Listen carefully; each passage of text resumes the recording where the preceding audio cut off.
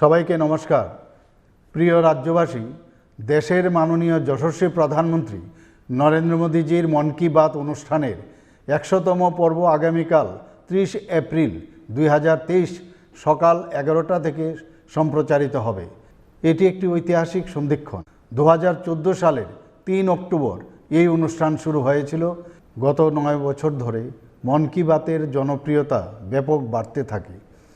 এই অনুষ্ঠান এখন জনগণের অনুষ্ঠান। এই বিশাল দেশের উন্নয়ন, কৃষ্টি, সংস্কৃতি, খেলাধুলা, বিজ্ঞান প্রযুক্তির অগ্রগতি, মানুষের জীবন কথা, দেশত্ববোধ এবং বিভিন্ন প্রান্তের সাফল্যের নানাবিধ বিষয় উঠে এসেছে এই অনুষ্ঠানে। আগামী প্রজন্ম পেয়েছে নতুন দিশা, অনুপ্রেরণা জাগ্রত হয়েছে তরুণ প্রজন্মের মধ্যে। স্বনির্ভরতা অর্জন থেকে শুরু করে জীবনের বহুমুখী সাফল্যের ছোট ছোট নানা দৃষ্টান্ত মন কি বাতের মাধ্যমে গোটা দেশের মানুষ জানতে পেরেছেন। উত্তর পূর্বাঞ্চল সহ বাদ যায়নি আমাদের রাজ্যের কথাও। দেশের মানুষ পেয়েছেন উন্নয়নের প্রকৃত রূপরেখা। এই অনুষ্ঠানের ব্যাপক জনপ্রিয়তা ও জনগণের গ্রহণযোগ্যতা আগামী দিনে আমাদের পথ চলার দিশা।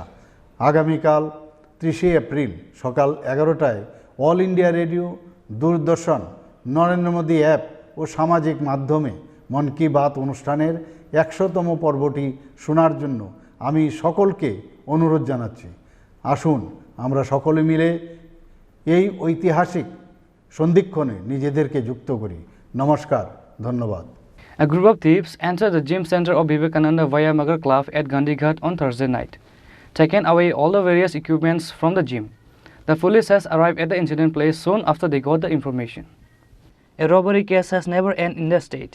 With that, a group of thieves has entered the gym center of Vivekananda Vayamagar club at Gandighat on Thursday night, taking away all the various equipments from the gym. The police has arrived at the incident place soon after they got the information.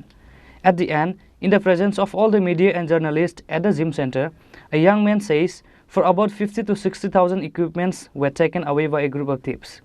আজকে সকালবেলা আমরা এসে দেখতেছি ব্যায়ামাগারের gymnastic রুমের এদিকে নেটের কাঠেরও চাঁদা দিয়েছিল, এটার ভিতরে ঢুকেছিল আমাদের ব্যায়ামাগারের প্রায় 500 পাউন্ড প্রচুর 300-400 কেজি লিফটিংয়ের ওয়েট প্লাস 500 পাউন্ডের মতো আমরা ওয়েট ডাম্বেল পাউন্ড লয়ে গেছে ব্যায়ামাগারে যা ওয়েট আসলো সব লয়ে গেছে, শুধু বাড়তি বাদ দিয়ে। কারণ কিছুদিন আগে 3-4 দিন আগে আমাদের ওয়েট লিফটিংয়ের রুমের থেকে সেরকম 2.5 কেজি 4টা, 5 কেজি 4টা, 16 কেজি 2 কেজি 15 কেজি সব ওয়েট নিয়ে আছে। এই 2 দিন 4 দিন আগে একবার হয়েছে, আজকে একবার হয়েছে। আমি আগামী দিন এশিয়ান গেমস খেলাতে যাবো। আজকে আমি লাস্ট হেভি ওয়েট মারতে আছি, আমি ওয়েট পাইছি আজকে না। কারণ এখানে যে ওয়েট আছে 30 কেজি হয়, আমি 200-250 কেজি 300 কেজি কীভাবে পাবো?